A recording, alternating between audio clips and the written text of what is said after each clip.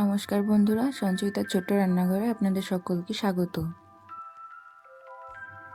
আমি যেমন করে মাছের তেল বানাই সেটা আপনাদের সঙ্গে আজকে শেয়ার করব।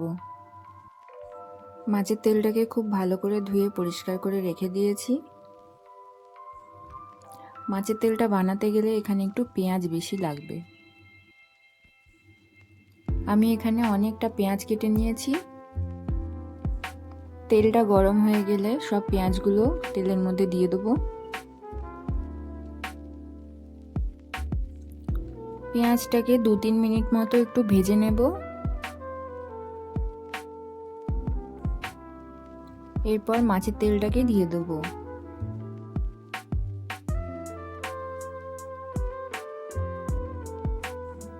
মাছের তেলটাকে দিয়ে 2-3 মিনিট নাড়াচাড়া করার পরে পরিমাণ মতো লবণ আর হলুদ দিয়ে দেব।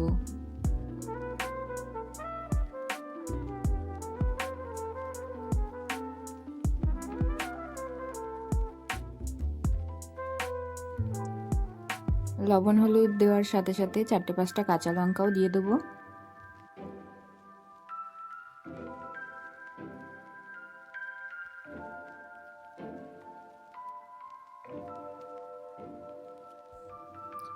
এবার শুধু তেলটাকে ভালো করে ভেজে নেব।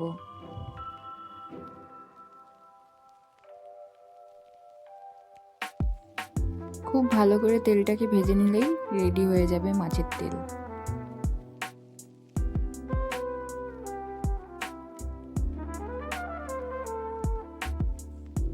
এখানে মাছের তেলটা পুরোপুরি তৈরি হয়ে গেছে।